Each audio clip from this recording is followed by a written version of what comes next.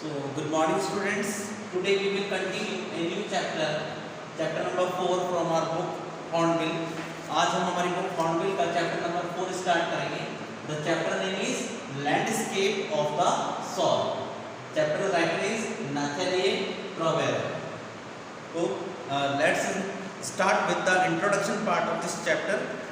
So, Landscape of the Soul compares the Chinese view of art to the Europe view with examples. Landscape of the soul यानी इसका अर्थ होता है आत्मा का भूदृश्य, जो कि नैथेलिक के द्वारा लिखा गया है और इसमें तुलना की गई है जो चाइनीज़ व्यू है और जो यूरोपियन व्यू है उसके बारे में कि वो जो चित्र बनाते थे उन दोनों में क्या अंतर होता था, उन दोनों को लेकर ये चैप्टर लिखा गया है. Viewing any piece of creative art is actually a landscape of one's soul. किसी भी क्रिएटिव आर्ट के दृश्य को देखना या उसे निहारना वास्तव में एक आत्मा का भूदृश्य होता है. The classical Chinese painters do not intend to produce an exact copy of the landscape. जो क्लासिकल चाइनीज पेंटर्स होते थे वो एक लैंडस्केप की जो एग्जैक्ट कॉपी होती थी वो कभी नहीं बनाते थे. They want their viewers to see the spirit behind their work. वे चाहते थे कि उनकी तस्वीरों को जो देखने वाले लोग हैं, जो व्यूअर्स हैं, वो उनके स्पिरिट को देखें कि उनके काम के पीछे उनका क्या मन है. It is conceptual that is painted. ये कंसेप्चुअल है जो पेंट किया गया था. But the European artists try to create a perfect imitation. जबकि यूरोपियन जो कलाकार थे वो एक परफेक्ट इमिटेशन क्रिएट करने की कोशिश करते थे. Now let's continue with the summary part of this chapter. First, story of Chinese painting. There is a wonderful story about the painter Wu Daozi who lived in the 8th century. His last painting was a landscape and the Tang Emperor Xuanzong commissioned it to decorate a palace wall. The emperor admired the scenes of forest, waterfalls, clouds, etc. तो ये जो कहानी है painter वू दाओजी के बारे में लिखी गई है, who lived in the 8th century, जो 8वीं शताब्दी में थे और उनकी जो अंतिम पेंटिंग थी was a landscape, वो एक भूदृश्य था. And the Tang Emperor Xuanzong commissioned it, और Xuanzong जो वहाँ के राजा थे उन्होंने उसे बुलाया to decorate a palace wall, एक महल की दीवार को सजाने के लिए. The emperor admired the scene of the forest. अब राजा ने जो दृश्य थे जंगलों के, वाटरफॉल्स झरनों के, एंड क्लाउड्स बादलों के, उनकी काफ़ी प्रशंसा की. The painter requested the emperor. अब पेंटर ने एम्परर से रिक्वेस्ट किया to look in the cave in the painting in which there lived a spirit, कि वह एक गुफा में जो उसने गुफा बनाई है उस तस्वीर में उसमें झांक कर देखे क्या उसमें एक आत्मा रहती है. The painter clapped. अब जैसे ही उस पेंटर ने वो तस्वीर उसे दिखाई उसके बाद पेंटर ने ताली बजाई. द केव ओपन, तो गुफा खुली. ही एंटर्ड इट, उसने उसमें प्रवेश किया to show its inside to the emperor, इसके आंतरिक भाव को एम्परर को दिखाने के लिए. But the door close behind him, लेकिन जैसे ही उसने उसमें प्रवेश किया तो वह गुफा अचानक से बंद हो गई. Before the emperor realised what had happened, इससे पहले कि राजा को महसूस हो पाता कि क्या घटित हुआ है, the painting vanished from the wall. अभी वह जो पेंटिंग जो उसने बनाई थी वह दीवार से अचानक से गायब हो गई. Nothing was seen later of the painter, उसके बाद पेंटर को कभी भी नहीं देखा गया, कुछ दिखाई नहीं दिया. Stories important in Chinese education. So such stories played an important part in China's classical education. इस तरह की जो कहानियाँ हैं वो चाइना की क्लासिकल एजुकेशन में बहुत इंपॉर्टेंट पार्ट अदा करती है. The book of Confucius and Zhuangzi are full of them. जो कन्फ्यूशियस और ज़ुआंगजी की जो किताबें हैं वो इस तरह की कहानियों से पूरी तरह भरी हुई हैं. They reveal the spirit of the art. There is another story also about a painter. वहाँ एक दूसरी कहानी और भी है जो पेंटर को लेकर लिखी गई है. He didn't draw the I of A dragon, कि उसने एक ड्रैगन की आई को ड्रा नहीं किया था. That he had painted. Why, क्यों? अब यहाँ पर हम यूरोपियन कहानियों की भी बात करते हैं. The story about quintal mystery explain European appreciations of perfect imitation in art. Quentin Matsys was a blacksmith who loved a painter's daughter. The painter was reluctant to accept a blacksmith as his son-in-law. One day, Matisse stole into the artist's studio and painted a fly on his latest panel. It was such a perfect imitation that the artist took it for real. He agreed to give away his daughter to Matisse, who later became a great artist. Then comparison between Chinese and European paintings. In the Chinese story, the emperor commissions a painting and appreciates its outer appearance, but the artist shows the true meaning of his work. A classical Chinese landscape doesn't reproduce on an actual view as a Western figurative painting would do. The European painter wants you to borrow his eyes and look at the paintings through him. The Chinese painting is not so. You can enter it from any point. Now the horizontal scroll. This is even more true. In the case of horizontal scroll, it adds a dimension of time which is unknown in any form of painting. It also requires the active participation of the viewer, which is both physical and mental. The Chinese painter wants you to enter his mind. The landscape is spiritual and conceptual, sensual, masculine and feminine aspect. The concept is expressed as sensual meaning mountain, water, which represents landscape. These two images represent two contemporary complementary poles reflecting the Taoist view of the universe. The mountain is young, reaching vertically towards heaven, and is stable, warm, dry in the sun, and while the water is yin, it is horizontal and is resting on the earth. It is fluid, moist and cool. The interaction of yin feminine aspects of universal energy and yang masculine aspect is fundamental notion of Taoism.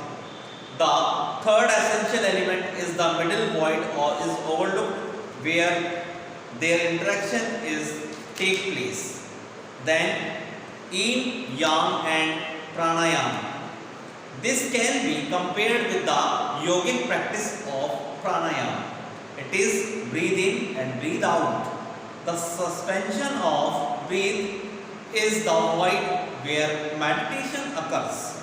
The middle void essential, nothing can happen without it, hence the importance of the white unpainted space in Chinese landscape. Man's role.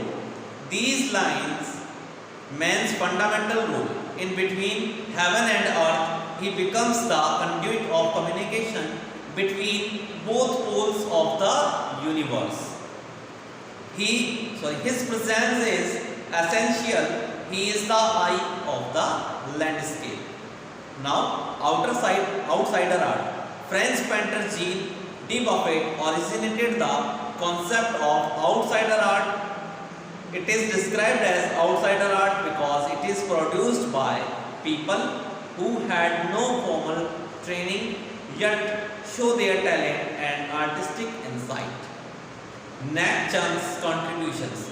Around the 1940s in India, an untutored genius was creating paradise.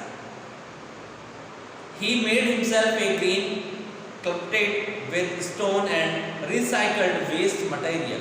Now it is called the Rock Garden at Chandigarh of Nat Chand. 80 years old, creator director in India's biggest contribution to outsider art. The 15th issue, spring 2005 of Raw Vision magazine of England features Nat Chand and his rock garden sculpture Women Try to Waterfall on its anniversary issues cover. Nat Chand honored. The Nation of Art Group and the Raw Art is the works which are or were in their raw state without any cultural, any artistic influences. Anything from a tea to a broken cup could be material for a work of art. The Swiss Commissions for UNESCO will honor Nat Chand through an exposition of his works. The 5-month interactive show titled Realm of Nature beginning October will be held at a leading museum in Switzerland, Belgium, France and Italy. So this was the complete summary part of this chapter.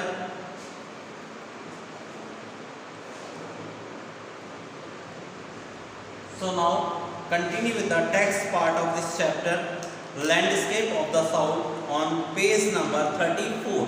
See page number 34. See, starting first paragraph. A wonderful old tale is told about the painter Wu Daozi. वू दाओजी नामक 8वीं शताब्दी के चित्रकार के बारे में एक बहुत ही अद्भुत और पुरानी कथा सुनाई जाती है। Who lived in the 8th century, जो 8वीं शताब्दी में रहते थे। His last painting was a landscape commissioned by the Tang Emperor Xuanzong, कि उनका जो अंतिम चित्र था वो एक भूदृश्य का था, जिसे तैयार करने के लिए टैग वंश के जो सम्राट थे जुआनजोंग ने उनसे कहा to decorate a palace wall, कि वे इस चित्र से अपने महल की इस दीवार को सजाना चाहते हैं। The master had hidden his work behind a screen, महान चित्रकार ने अपनी इस कृति को पर्दे के पीछे छिपाए रखा था। So only the emperor would see it, ताकि केवल सम्राट ही इसे देख सके। फॉर ए लॉन्ग वाइल, लंबे समय तक। For a long while the emperor admired the wonderful scene, अब महान सम्राट ने इसकी अद्भुत प्रशंसा की। डिस्कवरिंग फॉरेस्ट, और जो पहाड़ थे, हाई माउंटेन्स, ऊंचे पर्वत थे, वाटरफॉल्स, झरने थे, clouds floating and immense sky, और जो पहाड़ी रास्तों पर जो आकाश में जो विशाल बादल तैरते हुए दिखाई दे रहे थे। मैन और इलिपत्स, आदमी जो पहाड़ी रास्तों पर चल रहे थे। बर्ड्स इन फ्लाइट, पक्षी जो उड़ान भर रहे थे। Look sire said the painter, वे सभी दृश्यों से दिखाई दे रहे थे। In this cave at the foot of the mountain, और पहाड़ी की इस तलहटी में स्थित गुफा में ड्वेल्स ए स्पिरिट, एक आत्मा निवास करती है। The painter clapped his hands, painter ने अपनी ताली बजाई। And the entrance to the cave open, और जैसे ही उसने ताली बजाई तो गुफा में जाने का जो एंट्रेंस था, प्रवेश द्वार था, वह खुल गया। द इनसाइड इज स्प्लेंडेड, और इसके जो अंदर का जो भाग था, अंदरूनी भाग था, बहुत शानदार था। Beyond anything word can convey, जिसका जो वर्णन है शब्दों से भी परे है। Please let me show your majesty the way, कृपया महाराज मुझे आपका मार्गदर्शन करने की आज्ञा दीजिए। The painter entered the cave, और चित्रकार ने गुफा में प्रवेश किया। But the entrance closed behind him, लेकिन प्रवेश द्वार के बाद में प्रवेश करने के बाद उसके जो दरवाजा था वह अचानक से बंद हो गया। And before the astonished emperor could move or utter a word, the painting had vanished from the wall, इससे पहले कि चकित सम्राट हिलता डुलता या एक भी शब्द बोल पाता, उससे पहले दीवार से वह चित्र ही गायब हो गया। Not a trace of Wu Daozi's brush was left, Wu Daozi का ब्रश से बने चित्र का एक भी नामो निशान नहीं रहा। And the artist was never seen again in this world, और वह कलाकार भी इस दुनिया में फिर दोबारा कभी नहीं देखा गया। Such stories played an important part in China's classical education, इस प्रकार की जो कहानियाँ हैं चीन की पारंपरिक शास्त्रीय शिक्षा में एक महत्वपूर्ण भूमिका अदा करती है।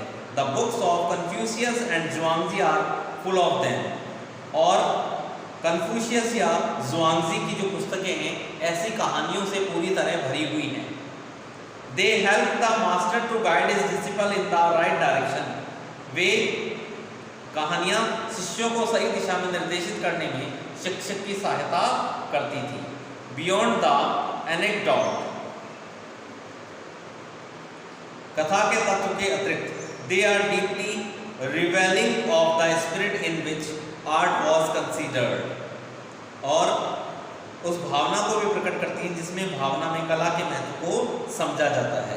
कंट्रास्ट दिस स्टोरी और another one about a painter who wouldn't draw the I of A dragon he had painted. इस कहानी अथवा चित्रकार के बारे में एक अन्य प्रसिद्ध कहानी जिसमें चित्रकार उस उड़ने वाले ड्रैगन की आंख नहीं बनाना चाहता था। For fear it would fly out of the painting, क्योंकि उसे डर था कि ड्रैगन चित्र से बाहर उड़कर आ जाएगा।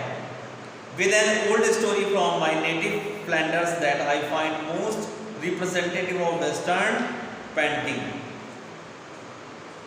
और कि वह तुलना मेरे फ्लैंडर्स की एक पुरानी कहानी से कीजिए जिसमें मैं पाश्चात्य चित्रकला के बारे में सर्वाधिक प्रतिनिधि कहानी मैं आपको बता पाता हूँ। So this was the complete first part of the chapter. The remaining part of the chapter we will continue in the next video. If you have any doubt or confusion in this part, then you can contact me on my personal number. Till then, thank you very much.